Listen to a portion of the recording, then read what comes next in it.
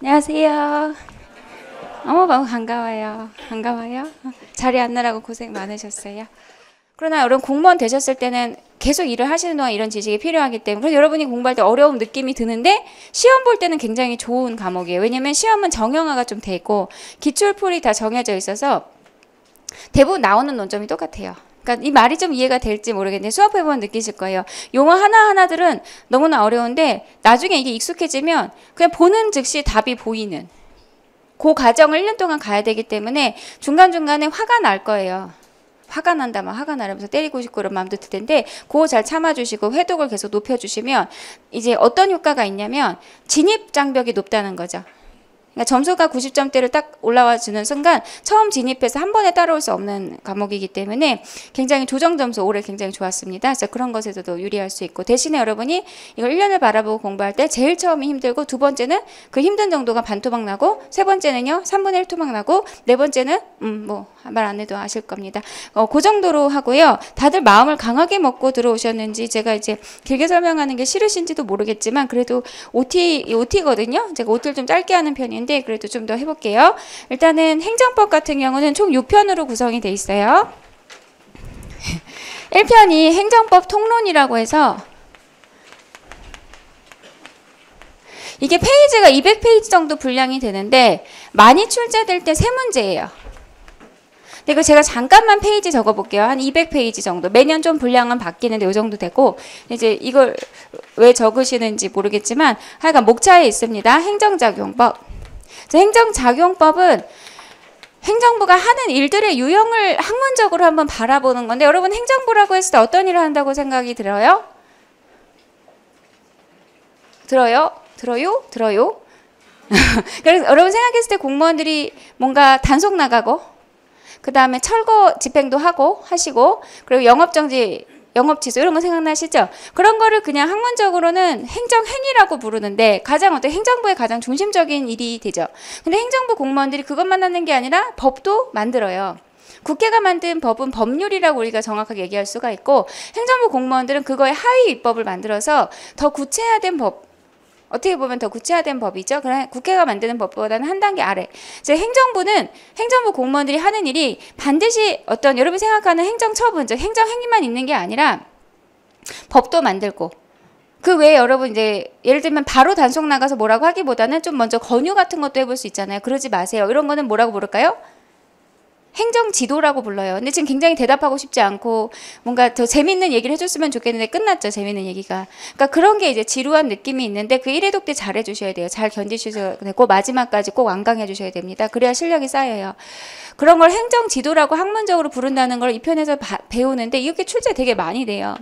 6문제에서 7문제까지도 출제가 되고 뭐 더 나온다면 더 나올 수도 있어요. 지금 제가 말씀드린 기준은 9급 기준으로 말씀드리고 7급에서는 여기서 한 문제 정도 한두 문제씩 빼시면서 생각하시면 돼요. 강론 분량이 있기 때문에 우리가 행정법 총론이라고 해서 이 1편부터 6편까지를 총론이라고 하는데 여기까지가 9급 시험 범위고 강론이라고 해서 개별 법들을 외우는 논점이 3문제 정도 7급에서는 들어가게 돼요. 자, 어쨌든 9급 시험에서는 총론만 출제를 하니까 9급 기준으로 일단 설명을 먼저 드릴게요.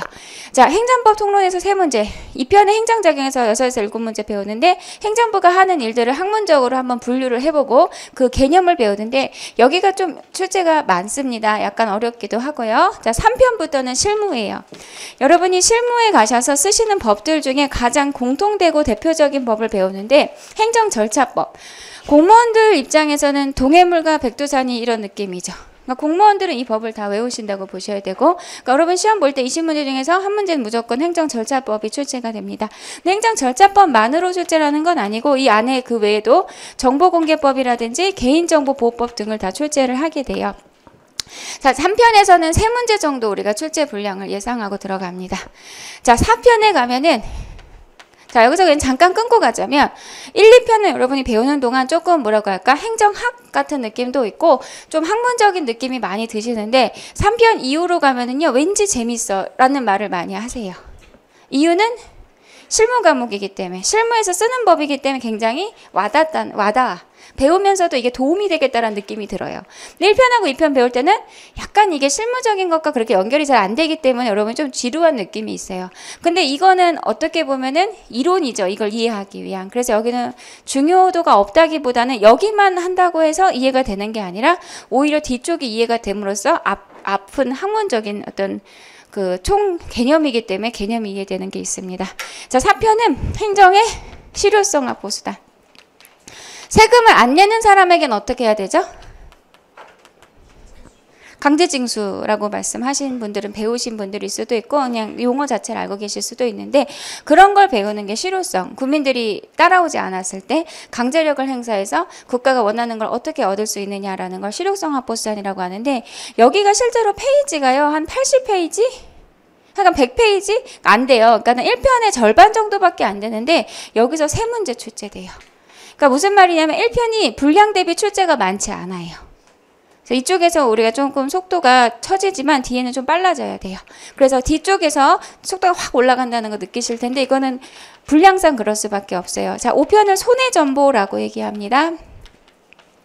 손해전보는 국가에 대해서 손해배상 소송을 거는 국가배상이 대표적인데 국가배상과 대비되는 어떤 개념이 하나 있어요. 그래서 국가배상은 국가가 잘못한 것에 대한 손해배상을 청구하는 제도를 얘기하고 손실보상은 국가가 행하는 공익사업 같은 거 댐을 만든다든지 할 때 필요한 땅을 강제로 뺏고 그때 돈을 주는 제도를 손실보상이라고 해서 여기서 분량상은 2문제인데 앞쪽에서 출제를 많이 한 상태에서 6편을 남겨뒀을 때 출제원들이 한 문제 출제하는 경우가 많아요.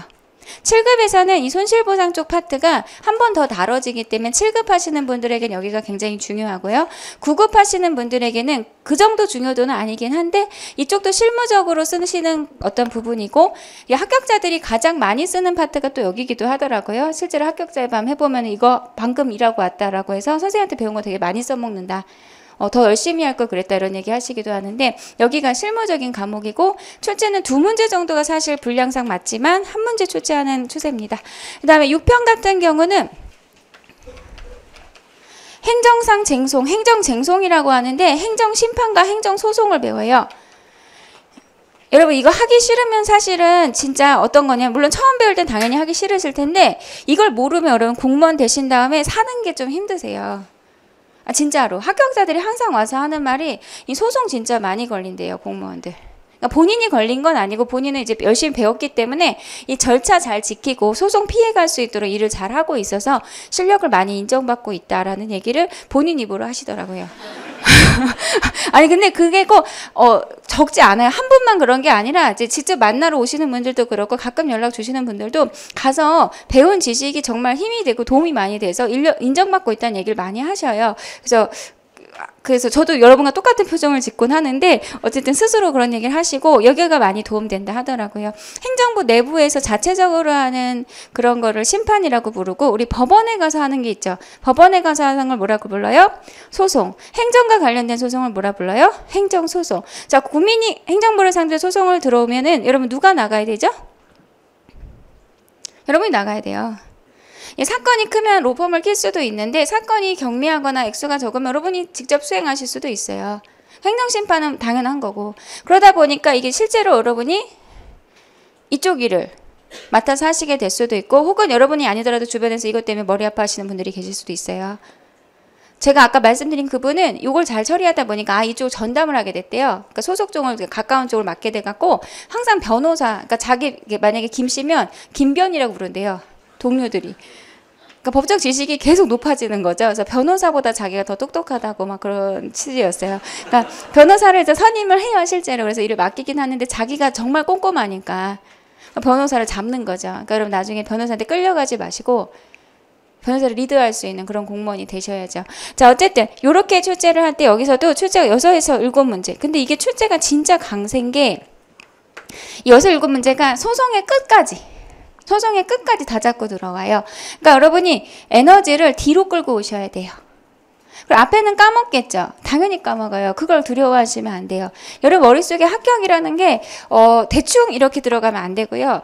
그건 이제 고등학교 우리 수능 볼 때는 사실은 3년 동안 배우잖아요. 천천히. 그러니까 뭔가 제대로 정리가 돼 있지 않아도 혹은 학원에서 강사가 정리해 준 거 대충 이렇게 뭉개고 들어가면 대충 그냥 풀고 대충 점수 나오고, 대충이라는 게 나쁘다는 뜻이 아니라 그냥 점수 나오고 1년 그때 마지막 정리를 잘했다는 그런 거에 의미가 별로 없고 그냥 어떻게 점수가 나오고 그걸 맞춰 학교 가고 하는 건데, 공무원 시험 같은 경우는 분량 자체가 고등학교 수능 과목과 달리 굉장히 깊고 넓어요. 그러니까 몇 번 봤다고 알아지는 건 사실 아닌데 그걸 계속 인내하고 도달하는 사람이 합격을 하게 되죠. 합격하는 그 순간도 대부분 하시는 말씀이 내가 합격할 수 있을 거라고 생각을 못했다. 거짓말 같죠. 겸손을 떨려고 하는 말 같은데 그게 아니라 시험 전날에도 머릿속에 처음부터 끝까지 그려지는 건 아닌 거죠. 그러니까 이렇게 보시면 돼요. 합격이라는 거는 시험 전날에 내가 뭘 배웠는지 처음부터 끝까지 스쳐가는 게 아니라 시험장에 들어갔을 때 문제가 딱 떴을 때 대답을 할 수 있는 거예요. 이게 어떤 느낌인지 좀 아시겠어요? 그러니까 내가 처음부터 끝까지 내가 내 말로 설명은 못 하겠지만 여기서 어떤 논점 하나를 물어봐요. 온지 X인지 그거는 할 수 있는 그 정도가 됐을 때 수석권인 거예요, 사실은. 근데 여러분이 생각하는 합격의 수준이라는 게 너무 높은 거야. 내가 뭔가 말로 다 설명할 수 있어야 될 것 같고 내가 뭔가 다 모든 거를 꿰뚫어야지 100점이 나올 거라 생각하는데 100점이 이게 주관식 시험이 아니기 때문에 100점이라는 거의 의미가 그게 아니고요. 20문제를 펼쳐주면서 한번 OX로 답을 골라봐라고 했을 때 내가 말은 못하겠지만 이렇게 할 수 있어서 100점이 나오면 그게 100점인데 이제 6개월 학교가 6개월 1년이 지나면 뭔가 스스로가 위대하게 느껴지면서 정말 나는 모든 걸 다 알고 붙은 것 같은 착각을 하게 되고, 그리고 이제 뒤에 공부하시는 분들에게 자기의 위대함을 설명하다 보니까 잘못된 어떤 수기들, 잘못된 합격의 방법을 전수하는 그런 경우가 좀 많아요. 그리고 이제 공부를 오래 하신 분들도 스스로가 또 그렇게 생각을 하실 때가 있어요. 그런 게 합격이 아니고 그런 합격은 불가능해요. 그런 합격은 있을 수도 없어요. 출제원들도 그렇게 하려도 못해요. 여러분에게 요구하는 건 그런 게 아니라 20문제를 줬을 때 빠르게 그냥 정답만 체크하고 나올 수 있는 실력을 요구하는 거. 그럴 때는 전반적으로 빠르게 여러 번 보는 게 가장 유리한데, 근데 빠르게 보기 위해서는 첫 단추를 잘 깨야 빨라질 수 있다는 거죠. 처음에 너무 빼놓고 들어가면 나중에 빨라지고 싶을 때 어떤 문제가 생기냐면 이것도 모르겠어. 이거 나올 것 같아. 이것도 나올 것 같아. 그러면서 안 나가지는 거예요.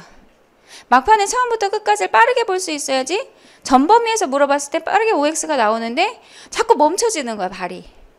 그러다 보니까 못할 것 같고 무섭고 슬럼프 오고 밤에 잠 안 오고 그러게 아비규환으로 있다가 시험장에 들어가서 그냥 다음에 잘 보지 이렇게 되는 거거든요. 그게 아니고 1년 동안 내가 공부를 이렇게 빡세게 제대로 할 거다라는 거를 스스로 마음속에 받아들이고 그걸 해야겠다고 생각을 꼭 하시고, 그리고 1년 동안 계획을 그거에 맞춰서 짜나가시는 거고, 커리큘럼을 다 따라오실 수도 있지만 과목마다 이건 내가 이 정도로 했으면 된 것 같고 좀 이거는 부족한 과목이니까 이 커리는 꼭 타야 되겠고, 커리에 끌려가지 말고 커리를 선택하는, 제가 커리를 지금 카레로 듣는 분 있어요. 커리큘럼을 제가 농담을 하는 거 좋아해요. 자, 커리큘럼을 선택해서 학원 강의에도 내가 끌려가는 게 아니라 내가 리드하는 식으로 들으셔야 됩니다. 자, 어쨌든 이렇게 출제가 되는 경향이고, 가장 출제 곳은 2편. 어렵고요. 여기는 어색한데 실무에서 너무 중요하기 때문에 계속 강세일 거고요. 여기는 정형적인 출제를 하게 돼요. 3편, 4편, 5편은 논점이 다 드러납니다. 근데 1편에서 3문제라고 했는데 출제가 조금 강화되는 추세이긴 해요. 아예 분량 대비 출제가 적은 편이지 여기 출제 본격적으로 잡으면 어려워요. 근데 여기는 여길 집중하시면 안 되고, 저는 이렇게 생각해요. 1, 2, 3, 4, 5, 6, 1, 2, 3, 4, 5, 6 다 보고 다시 1로 왔어요. 거기서부터 1편이 보일 거예요. 1편은 세세하게 들어왔을 때 실력차가 좀 많이 납니다. 근데 여기만 집중한다고 되진 않고요. 뒤에까지 끌고 들어오셔야 돼요. 자, 그걸 제가 왜 이렇게 길게 설명드렸냐면 이제 수업을 들으시면서 느끼실 거예요. 왜 그래야만 했는지. 자, 우리 수업 시작하겠습니다. 18페이지고요. 그래서 그 권력이 뭐냐면 입법권이에요. 그럼 입법권은 뭐죠? 법을 만드는 걸 입법권이라고 해요. 나라가 있으면 나라의 규칙이라고 해야 될까요? 합의된 약속이 있을 거고 그거대로 나라가 통치가 되는 걸 우리가 법이라고 볼 수가 있어요. 법을 누가 만들었죠? 왕이 만들었죠. 근데 법을 만드는 그 권한을 누가 가져오는 거죠? 시민의 대표가 가져오는 거죠. 그러니까 아까도 그 초열을 치를 때 먼저 왕이 자겠다. 이것도 뭐예요? 그때 그 당시에 하나의 법이라고 볼 수가 있는 거죠. 그거를 왕으로부터 누가 가져와야겠어요? 시민들이 가져와야 됐다는 거죠. 그거를 입법권이라고 얘기하고, 그리고 사법권이라고, 재판하는 권한을 사법권이라고 하는데 그것도 이제 점차적으로 왕으로부터 빠져나오게 됩니다.